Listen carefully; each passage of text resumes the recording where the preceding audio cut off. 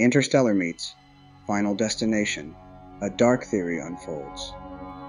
What do a sci-fi epic about saving humanity and a series of gory horror movies about death's persistence have in common? Perhaps more than you think. Buckle up, because today we're unraveling a darkly hilarious theory that ties Interstellar and Final Destination together in a way you'll never unsee. Is humanity, in all its scientific brilliance, just a collective group of terrified teens hoping to delay the cosmic reaper? Let's dive into the madness. First, let's set the stage. On one hand, we have Interstellar, a visually stunning ode to humanity's resilience.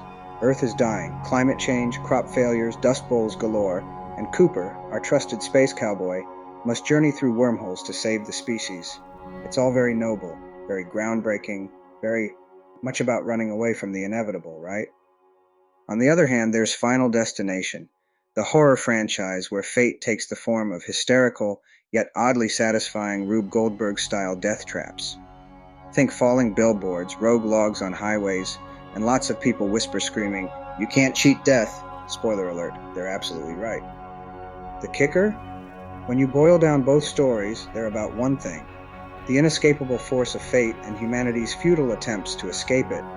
Whether it's teenagers dodging rogue lawnmowers or humans jumping through wormholes, it's basically the same frantic dance. All that's missing? A black hole swallowing Tony Todd, ominously saying, "Death always knows where to find you." Let's cut straight to the heart of this theory. Interstellar is just Final Destination with better visual effects and a Hans Zimmer score. Cooper and his crew might pretend they're solving quantum gravity puzzles, but in reality they're just cheating death on a cosmic scale. Consider this. In Final Destination, we see teens narrowly escape a plane crash, a highway pileup, or some other catastrophe, only for death to hunt them down with increasingly ridiculous results. Now switch out plane crashes for droughts, raging dust storms, or an unlivable Earth. Humanity as a whole isn't solving the problem. They're just hit-snoozing fate by finding new places to hide. And black holes. They're basically really glamorous, existential hitmen. Here's where it gets juicy. Remember Murphy, Cooper's daughter, and her famous namesake? Anything that can go wrong will go wrong. Interstellar wears this as a badge of honor, with disasters like catastrophic crop failures or the time-dilated nightmare of Miller's planet. But what if Murphy's Law is just a highbrow version of Death's design in Final Destination? Same principle, different packaging. The universe in Interstellar is basically a cosmic puppeteer, orchestrating freak disasters to keep humanity on its toes. Sure, it's not as comical as slipping on spilled coffee into a bear trap, but it's no less inevitable. Let's talk about Miller's planet, the place with the giant tidal waves and the awful time dilation. Every hour there equals 7 years on Earth, meaning that one wrong move costs decades. If that isn't a Final Destination-style death trap masked as a majestic sci-fi set piece, I don't know what is. What? The tidal waves are comedic in their relentlessness, much like the elaborate setups in Final Destination. You can almost hear them saying, "Nice try, Cooper, but you're not outsmarting me." It's just fate playing the long game, and instead of a loose nail causing a fatal accident, it's gravitational science putting your survival on a very short timer. And remember, in Final Destination, the cause and effect chain of deaths is convoluted, excessive, and weirdly satisfying. The tidal wave setup? That's just death saying, "Hold my beer, watch this." Here's where things get darkly funny. Humanity's big move in Interstellar is to leave Earth, using science, technology, and sheer determination to outwit fate. But isn't that exactly what teens in Final Destination do? They see a vision of their death, freak out, and scramble to escape it. That's Interstellar in a nutshell, except with better spacesuits and no one yelling "bro" every 5 minutes. Scientists in cryosleep, wormholes to new galaxies, all that techie stuff doesn't mean anything in the grand scheme of things. Humanity's fate was sealed the moment Earth started dying. It's just that the death machine is drawn out over black holes and alien planets instead of roller coasters and tanning beds. Another eerie parallel between the two movies is their obsession with time. In Final Destination, time is an enemy. It's always running out before the next elaborately staged disaster.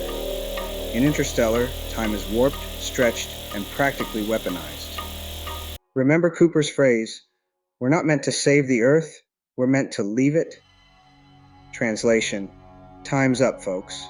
Humanity is looking for cheat codes to pause the game, all while the universe brandishes its watch like an impatient coach. Let's zoom in on Interstellar's centerpiece, the gargantuan black hole Gargantua.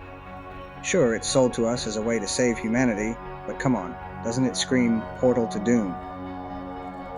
Think of Gargantua as a final boss and final destination, an ominous gateway where fate reigns supreme. Cooper's heroic descent into the black hole is awe-inspiring, but the odds of surviving that, slim.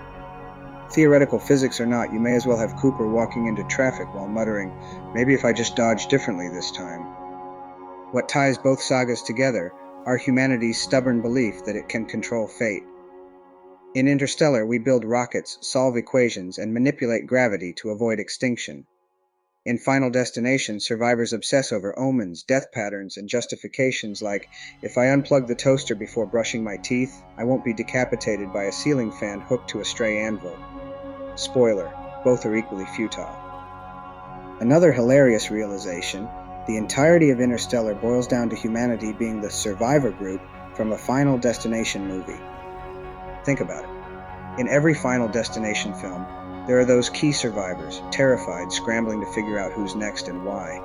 Now elevate that concept to a species-wide level. We're all survivors aboard Spaceship Earth, desperately trying to dodge the Reaper. Earth dies? No problem. We'll just grab a bigger, shinier spaceship and move the party to another galaxy. But as history and fate teaches us, death always has the final say. Here's where the humor gets dark. The entire timeline of Interstellar shows humanity pushing forward against entropy.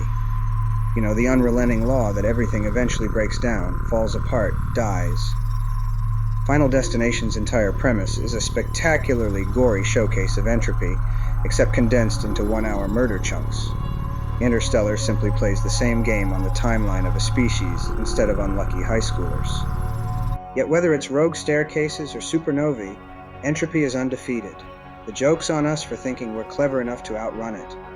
Humanity's legacy isn't survival, it's just delaying the inevitable with increasingly dramatic flair.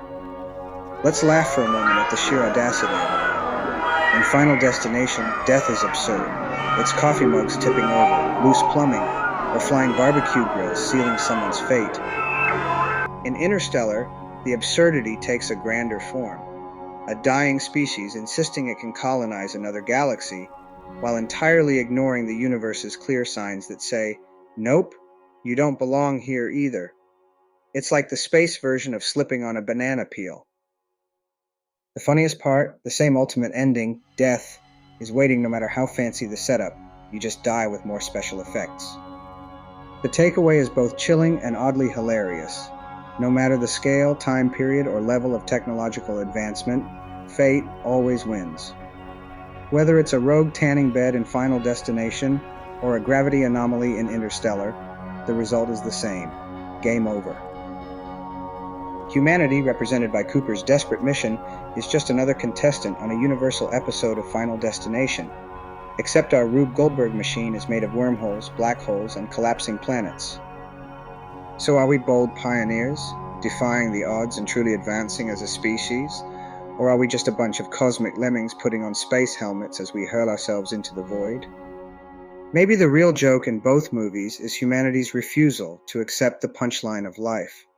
You can run as far as you want, but death is patient.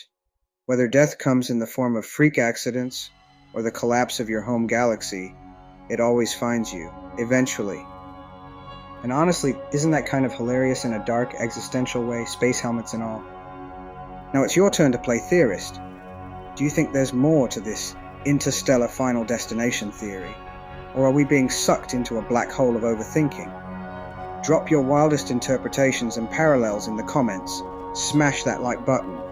And if you enjoyed this existential roller coaster, don't forget to subscribe for more. And remember, fate's always watching. But hey, at least we get cool movies out of it. Till next time, don't trip on any loose nails.